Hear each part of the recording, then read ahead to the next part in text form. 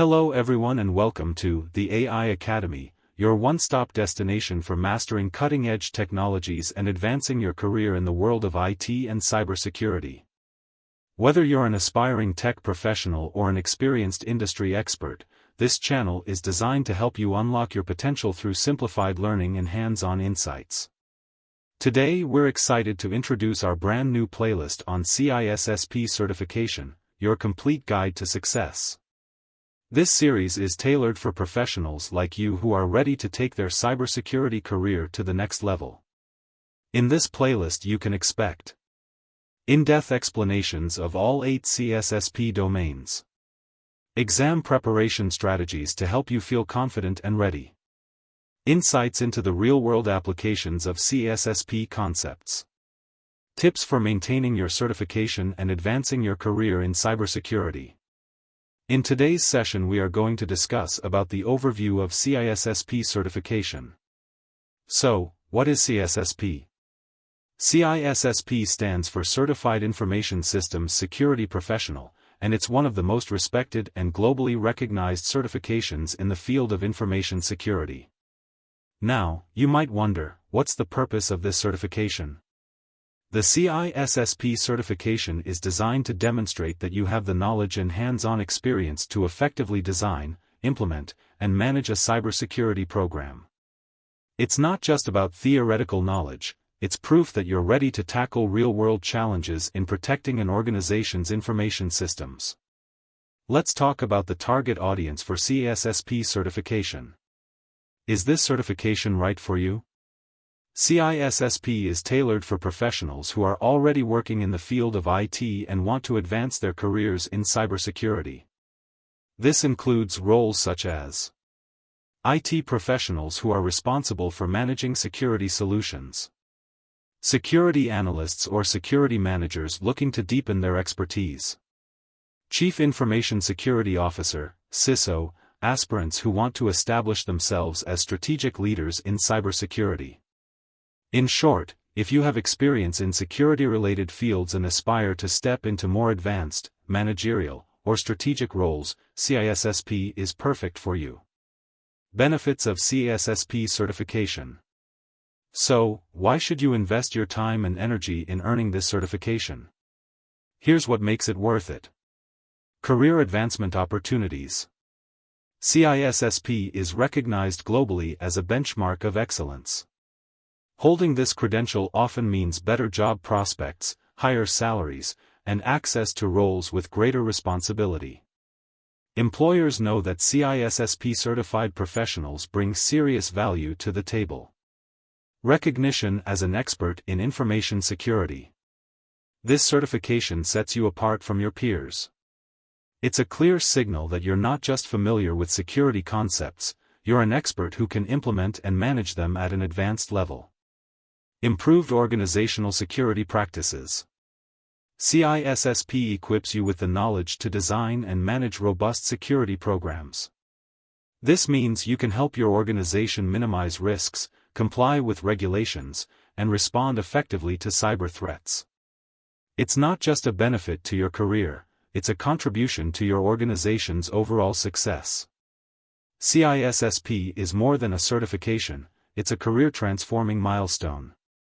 It validates your expertise, opens doors to leadership roles, and equips you to tackle some of the most critical challenges in cybersecurity world.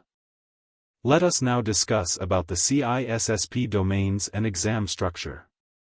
The CISSP certification covers 8 domains, which are like the building blocks of a comprehensive cybersecurity strategy. These domains define the scope of knowledge a certified professional should have. The Security and Risk Management domain. This domain is the foundation of cybersecurity. It focuses on understanding security concepts, risk management, and governance principles. Key areas include confidentiality, integrity, and availability, also known as CIA triad. Risk assessment, mitigation, and acceptance. Compliance with legal and regulatory requirements. Business continuity and disaster recovery planning. It's all about making sure the organization's security aligns with business goals and complies with laws and policies. The second domain is the asset security.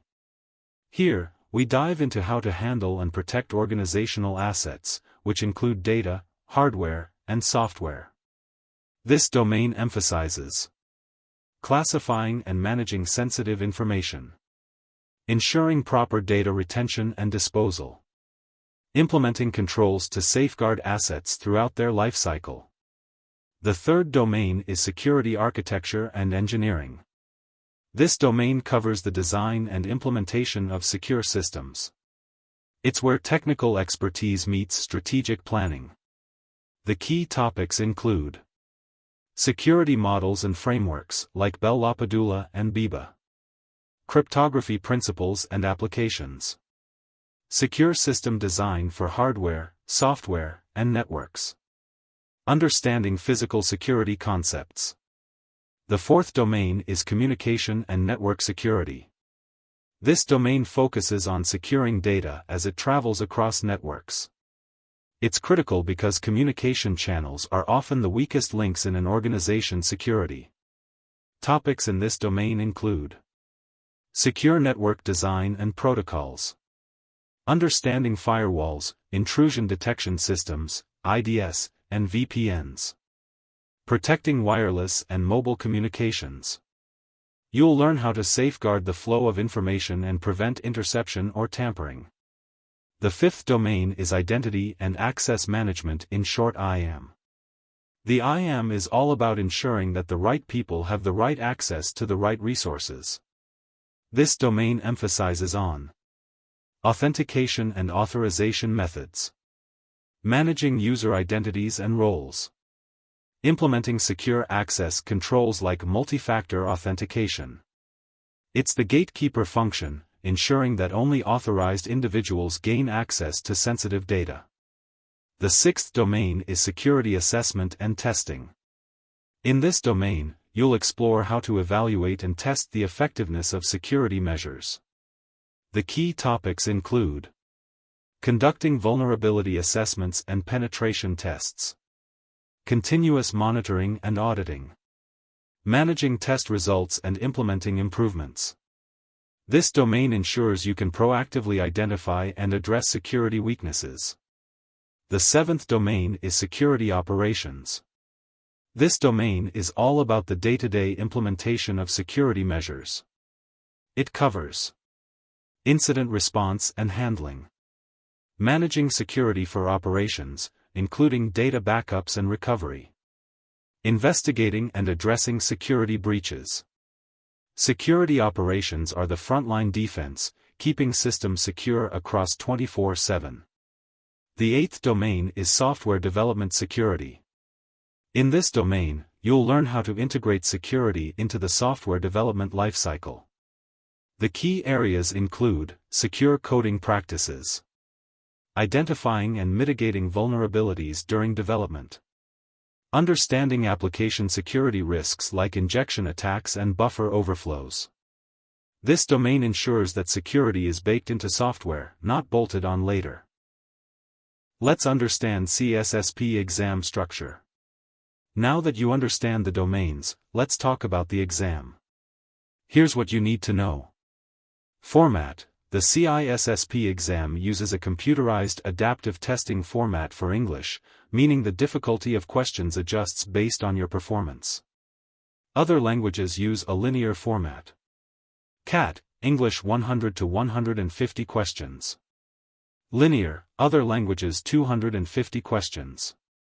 The time limit for CAT is 3 hours, while linear is 6 hours. Question types are mostly multiple choice, with some advanced types like scenario-based or drag-and-drop questions. The passing score: to pass, you need a score of 700 out of 1000. The exam is rigorous and tests not just your knowledge, but also your ability to apply it in real-world scenarios. The 8 CISSP domains collectively cover the entire landscape of information security, from managing risks and assets to designing secure systems and responding to incidents. Mastering these domains not only prepares you for the CISSP exam but also equips you with the skills to lead in cybersecurity roles. Now that you understand the CISSP domains and exam format, let's talk about the prerequisites to qualify for the certification and what you need to do after passing the exam to maintain your credentials. This is crucial for planning your CISSP journey and ensuring your certification remains valid. Once you've earned your CISSP certification, it's valid for 3 years. To keep it active, you'll need to meet certain requirements, such as earning continuing professional education, CPE, credits. CISSP holders are required to earn 120 CPE credits over the 3-year certification cycle to maintain their credential. So, what are CPE credits? CPE credits are earned by engaging in professional development activities such as attending webinars, conferences, or training sessions, publishing articles or delivering presentations on security topics, participating in CISSP-certified chapter meetings or industry events. The idea is to ensure you stay up to date with the latest developments in cybersecurity. Paying the annual maintenance fee, AMF. In addition to earning CPE credits, you'll need to pay an annual maintenance fee, AMF, of $125. This fee helps fund CISSP-certified's efforts to support certified professionals and maintain the quality of the certification. The AMF is paid each year during the 3-year cycle. The prerequisites and requirements includes work experience. To qualify for the CISSP certification, you must have a minimum of 5 years of paid, cumulative work experience in at least 2 or more of the 8 CISSP domains. What does this mean? Your experience must align with roles or responsibilities directly related to the CISSP domains, such as security risk management, asset security, or security operations. These 5 years don't have to be consecutive, but they must total at least 5 years when added up. If you hold certain certifications or a relevant degree, you may qualify for a 1-year waiver, reducing the required work experience to 4 years. Examples of qualifying degrees: a 4-year college degree or a regional equivalent in a relevant field like computer science, information technology, or cybersecurity. Qualifying certifications: approved credentials from CISSP-certified list, such as CompTIA Security Plus, SSCP, or CSM. After passing the CISSP exam, you're not immediately certified. There's an additional step, the endorsement process. Here's how it works. Find an endorser. You'll need to be endorsed by an ISC2 certified professional who can verify your work experience and expertise. This person acts as a reference to confirm that your experience aligns with the certification requirements. Submit the endorsement application. Once you've identified an endorser, they'll review and sign off on your application. You'll then submit it to ISC2 for approval. Time frame. The endorsement process must be completed within 9 months of passing the exam. If you don't complete it within this time frame, you'll need to retake the exam. What happens if you don't maintain the certification? If you fail to earn the required CPE credits or pay the AMF, your CISSP certification will lapse. This means you lose your certified status. You'll need to retake and pass the CISSP exam to regain the certification. With this, we will wrap up our introductory lecture on the CISSP certification. We've covered everything you need to know about the overview of CISSP, including its purpose, who should pursue it, the benefits it offers, and the foundational understanding of the exam structure and prerequisites. In our next lecture, we'll dive straight into Domain 1, Security and Risk Management. This domain forms the backbone of cybersecurity and focuses on understanding security management practices and principles, exploring the CIA triad: confidentiality, integrity, availability, risk management strategies and compliance requirements, business continuity and disaster recovery planning. This will set the stage for mastering how organizations approach security policies, risk mitigation, and compliance with industry regulations. Stay tuned, and don't forget like, share and subscribe to our channel to support us. Let's keep building your path to CISSP certification, one domain at a time. See you in the next lecture.